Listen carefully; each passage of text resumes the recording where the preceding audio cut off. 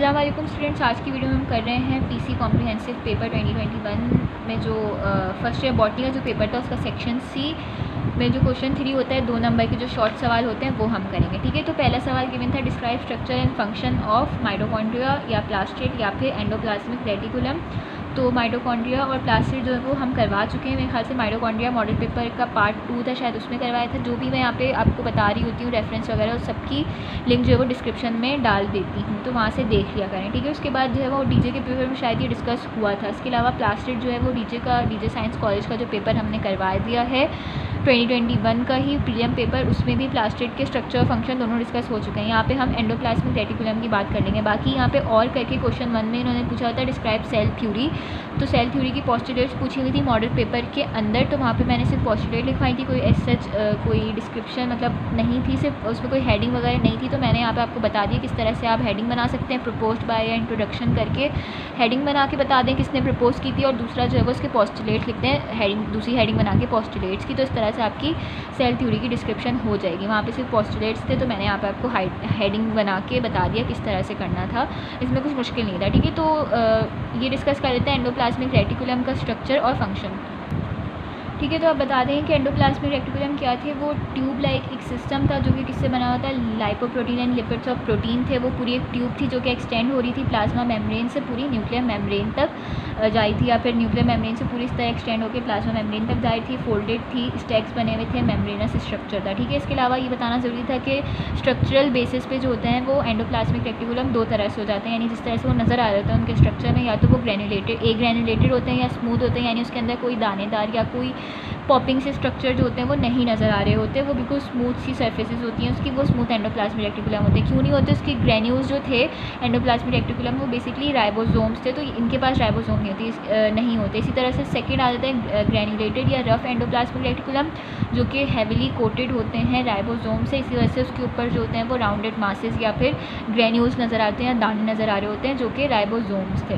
ठीक है, तो इस तरह से आपने इसका स्ट्रक्चर बता दिया। उसके बाद जो है वो आप इसका फंक्शन बता देंगे। यहाँ पे मैंने जो है वो मेरे ख्याल से कितने लिखे हैं, 5 लिख दिए, आप चाहें तो 4 लिख दें, 3 भी मेरे ख्याल से काफ़ी होंगे, वैसे कम से कम 4 फंक्शन लिखने तो ज़्यादा बेहतर है। तो पहला क्या फंक्शन हो जाएगा, यही कि जो स्मूथ रफ एंडोप्लाज्मिक रेटिकुलम होता है वो एक प्लेटफॉर्म प्रोवाइड करता है किसके लिए, राइबोसोम को सपोर्ट प्रोवाइड करने के लिए, अटैचमेंट वगैरह के लिए। वैसे राइबोसोम्स फ्री भी होते हैं, लेकिन जो अटैच्ड होते हैं वो स्मूथ एंडोप्लाज्मिक रेटिकुलम से होते हैं। इसके अलावा बता दें क्योंकि इस तरह से एक्सटेंड हुआ होता है पूरे सेल में न्यूक्लियस से उस पूरी मेम्ब्रेन तक, तो ये एक पाथवे बना रहा होता है पूरा सेल के अंदर भी आने के लिए किसी चीज़ के, यानी इम्पोर्ट के लिए भी और एक्सपोर्ट के लिए भी एक पाथवे बना रहा होता है। इसके अलावा सेल में भी सब्सटेंसेज जो एक जगह से दूसरी जगह ट्रैवल कर होते हैं वो उसकी मदद से ट्रैवल कर सकते हैं। ये तो एक जनरल इसका एक पॉइंट ऑफ व्यू हो गया। आप चाहें तो इस फंक्शन को स्किप करके इसका स्पेसिफिक मोर इंपॉर्टेंट फंक्शन ये बता सकते हैं कि प्रोटीन सिंथेसिस में कंट्रीब्यूट करता है किस तरह से, कि एक पैसेज वे बनाता है कि mRNA जो न्यूक्लियस के अंदर सिंथेसाइज होता है वो वहाँ से निकल के साइटोप्लाज्म के अंदर आ जाए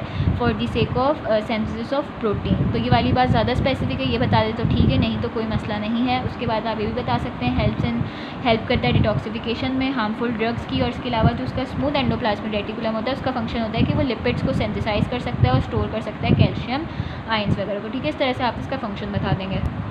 उसके बाद अगला सवाल था describe hierarchy of biological classification. तो डीजे के पेपर में जो है वो नोट आया हुआ था टैक्सोनॉमिक हायरार्की के ऊपर, वहाँ से भी आप देख सकते हैं। बाकी यहाँ पे सवाल के हिसाब से मैंने आपको लिख के दिखा दिया है कि आपने यहाँ पे क्या लिखना है। तो आप पहले ही बताएंगे कि जो बायोलॉजिकल क्लासिफिकेशन की जो हायरार्की होती है, यानी जिस तरह से ऑर्गेनिजम्स को बायोलॉजी के अंदर क्लासीफाई किया जाता है, उनकी जो रैंकिंग हायरार्की मतलब किसी भी चीज़ का एक सोशली किसी भी चीज़ का एक स्टेटस क्या है, उसकी रैंकिंग क्या है, उसको हायरार्की कहते हैं। तो बायोलॉजिकल क्लासिफिकेशन में क्या हायरार्की होती है ऑर्गेनिजम्स की, तो वो जो होती है वो टैक्सोनॉमिक हायरार्की होती है। टैक्सोनॉमिक हायरार्की की आप डेफिनेशन बता देंगे, यानी कि हम क्या करते हैं कि कुछ ग्रुप्स लेते हैं, उनको जो है वो दूसरे ग्रुप्स के साथ मिला के एक बड़ा ग्रुप बना लेते हैं, फिर इस तरह से बहुत सारे ग्रुप्स को मिला के एक और जो है वो बड़ा ग्रुप बना लेते हैं। इस तरह की जो असेंडिंग सीरीज़ ऑफ ग्रुपिंग होती है ऑर्गेनिजम्स की एक साथ, और उसकी रिजल्ट में एक सक्सेसफुली लार्जर ग्रुप बनता है, इंक्लूसिव ग्रुप बनता है, वो टैक्सोनॉमिक हायरार्की होती है। इस तरह से आप थोड़ा सा डिफाइन कर दें और उसके बाद फिर आप बता दें कि किस तरह से ये ग्रुपिंग हो रही थी। कि पहले तो हम बेसिक यूनिट जो लेते हैं वो एक स्पीशीज़ लेते हैं, ठीक है,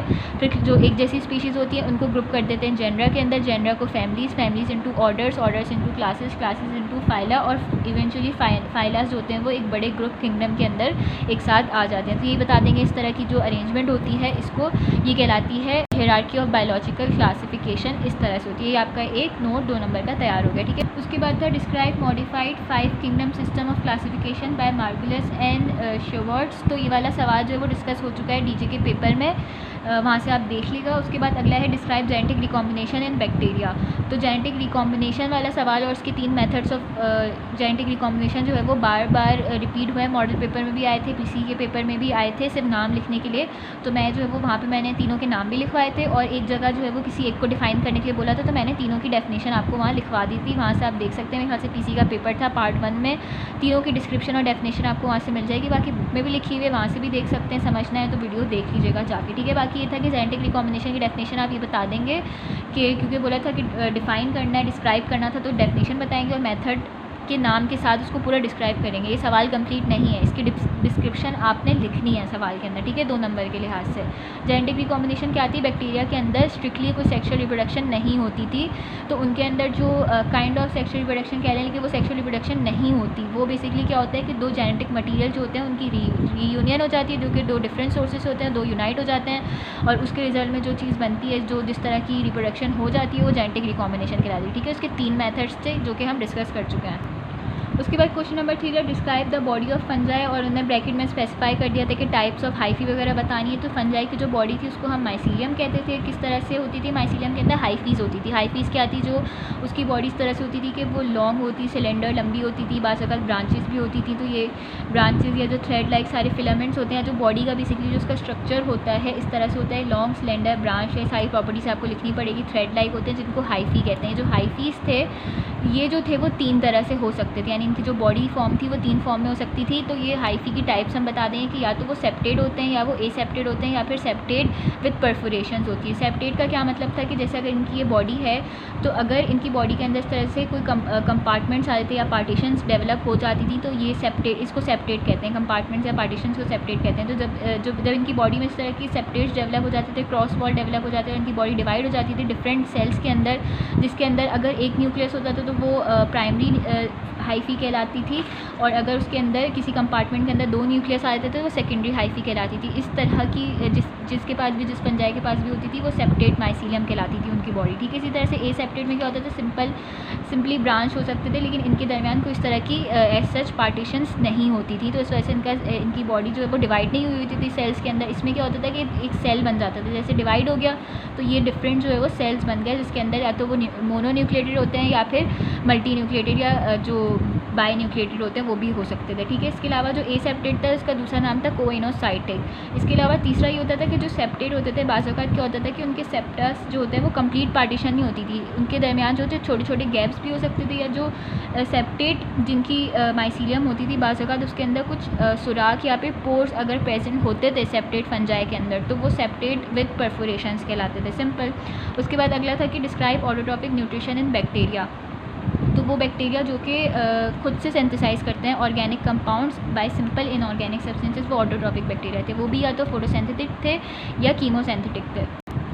फोटोसिंथेटिक हम उनको तब कह रहे थे जब वो अपने ऑर्गेनिक कंपाउंड को सिंथेसाइज करने के लिए लाइट एनर्जी यूज़ करते थे, और इनका ये प्रोसेस प्लांट से डिफरेंट इसी तरह से होता था कि ये वाटर की जगह जो है वो हाइड्रोजन सल्फेट यूज़ करते थे, और ऑक्सीजन की जगह जो है सल्फ़र रिलीज़ करते थे। आप चाहें तो ये रिएक्शन बता दें तो आपकी आंसर जो है वो अच्छा प्रेजेंट होगा। इस तरह से आप इसकी इक्वेशन बना के दिखा देंगे कि किस तरह से होती थी फोटोसिंथेटिक बैक्टीरिया के अंदर फोटोसिंथेसिस। इसके अलावा कीमोसिंथेटिक होते थे जो कि सिंथेसाइज कराने के लिए अपने ऑर्गेनिक कंपाउंड्स वो जो एनर्जी यूज़ करते थे वो ऑक्सीडेशन करवाते थे डिफरेंट ऑर्गेनिक सब्सटेंसेस की, जैसे आयरन हो गया, हाइड्रोजन हो गया, सल्फर हो गया, इनकी ऑक्सीडेशन कराते थे। ऑक्सीडेशन मतलब कि इलेक्ट्रॉन की रिमूवल, तो उसकी रिमूवल से जो एनर्जी जनरेट होती थी उससे ये अपने ऑर्गेनिक कंपाउंड्स को सिंथेसाइज करते थे। इस तरह के बैक्टीरिया को कीमोसिंथेटिक बैक्टीरिया कहते थे, ठीक है। और उसके बाद फिर और करके सवाल था कि describe the role of light, और था कि describe the concentration of potassium in transpiration. जब मैं ये सवाल लिख रही थी तो मैंने मिसअंडरस्टूड किया था कि शायद इन्होंने role of light in photosynthesis पूछा, जो कि हम करवा चुके हैं डीजे के पेपर में। खैर तो मैंने इसका आंसर नहीं लिखा था, मैंने इसका लिख लिया था। पहले ये समझा देती हूँ, फिर मैं आपको ये भी समझा दूँगी कि किस तरह से करना था, ईजी था, ठीक है।